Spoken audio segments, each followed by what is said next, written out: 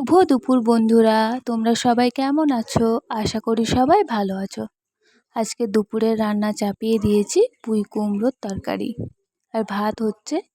জানো তো, পুঁই কুমড়োর সাথে একটু কচু থাকলে ভালো হয়, কিন্তু আজকে বাবা কচু পায়নি সেরম, তাই কচু দেওয়া হয়নি।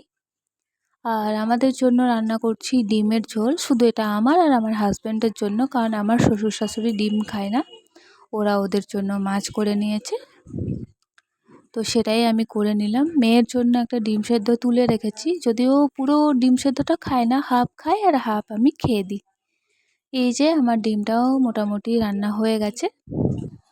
আর আমার মেয়ে দেখো এখন বসে বসে খেলা করছে, নিজের খেলনা ছেড়ে এখনও ক্লিপ নিয়ে খেলতে ব্যস্ত।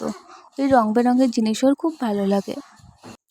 আর দুপুরের জন্য কিছু ফল কেটে নিলাম, আজকে ছিল পেঁপে আর মৌসুম্বি, তো সেটাই কেটে নিলাম, কারণ মাঝে মধ্যেই আমি আমার মেয়েকে মৌসুম্বির রস দিই, তো সেজন্য কেটে নিলাম, কারণ ওকে এবার খাওয়াবো।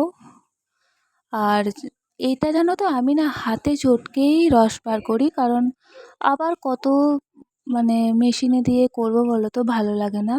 এটাই আমার সহজ বলে মনে হয়, আর ওকে পুরো গোটা দিই না, হাফ দিই। তো এই এতটা রস হয়েছে, সেটাই ওকে এখন খাইয়ে দিচ্ছি।